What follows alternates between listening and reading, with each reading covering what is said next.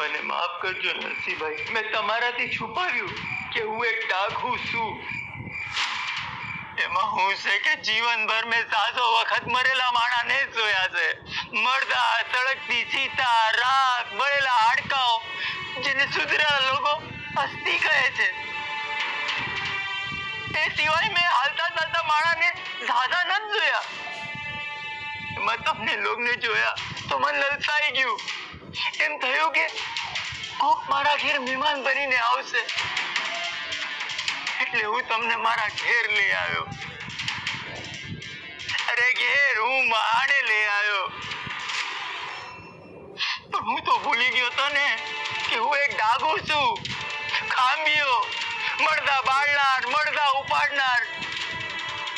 અમારી હાથે તો કોઈ હરકી રીતે વાત થઈ નથી કરતું. મળદું લઈને આવનાર અમારા હારે મળદા જેવા જ વ્યવહાર કરતા હોય છે.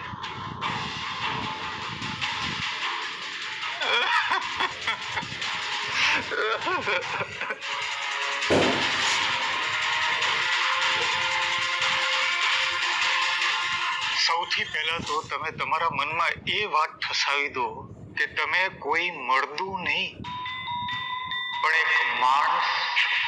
મારા માટે તો પહેલી વાર કોઈ માણા શબ્દ કીધો છે. બાકી લોકો તો એ ખાંભ્યા, એ પલીત, એ કપાતા એમ કહીને જ હાથ મારતા હોય છે.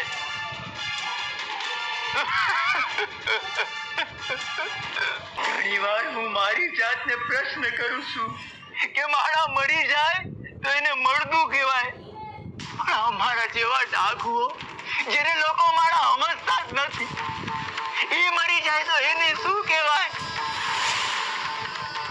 અમારું મળદું કોણ બાળશે? કોણ બાળશે?